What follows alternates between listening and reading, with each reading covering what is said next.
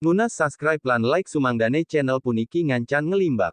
Matur suksema. Rahayu rahayu rahayu. Kata puisi berasal dari bahasa Yunani, pusis yang berarti menciptakan yang keberpihakannya di ranah seni. Semakin lama arti puisi itu semakin berkurang, yang dulu berarti menciptakan, lama-kelamaan menjadi berkaitan dengan seni sastra atau mengolah kata supaya menjadi kalimat sesuai, rima, irama, dan sajak dan bersifat artistik. Puisi Bali dibagi menjadi dua jenis. 1. Puisi Bali Purwa. 2. Puisi Bali Anyar. Puisi Bali adalah karya sastra yang berupa puisi yang diciptakan oleh para ahli di bidang puisi Bali dengan menggunakan bahasa Bali dan isinya dipendekkan. Puisi Bali dibagi menjadi dua jenis. 1. Puisi Bali Purwa. 2. Puisi Bali Anyar. Puisi Bali Purwa adalah semua puisi Bali yang ada dari zaman dulu dan bentuknya berupa tembang.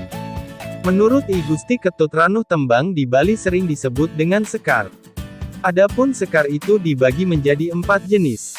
1. Sekar Rare. 2. Sekar Alit. 3. Sekar Madya. 4. Sekar Agung. 1. Sekar Rare adalah mencakup berbagai jenis lagu anak-anak yang bernuansa permainan.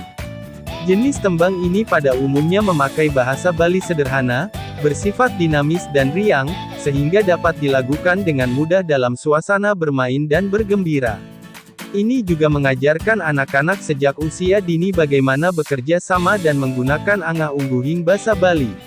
2. Sekar Alit atau tembang macapat adalah karangan atau rangkaian bahasa menggunakan patokan tertentu yang cara membaca atau menembangkannya harus dilakukan dengan seni suara.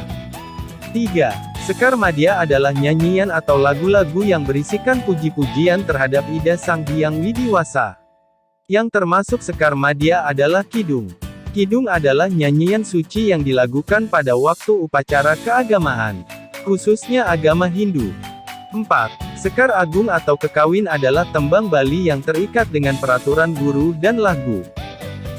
2. Puisi Bali Anyar adalah puisi Bali yang ada di zaman sekarang ini ataupun yang sudah kena perkembangan zaman ataupun modernisasi dan sebagai karya sastra yang digunakan menyampaikan pesan menggunakan bahasa yang pendek tetapi memiliki banyak makna. Adapun perbedaan puisi Bali Purwa dengan puisi Bali Anyar. Puisi Bali Purwa. 1. Pengarangnya tidak diketahui. 2. Cara membawakan dengan melagukan atau menembangkan. 3. Bahasanya menggunakan bahasa Kawi dan Sansekerta. Puisi Bali Anyar. 1. Pengarangnya diketahui. 2. Cara membawakan sama persis seperti membaca puisi bahasa Indonesia. 3. Bahasanya menggunakan bahasa Bali.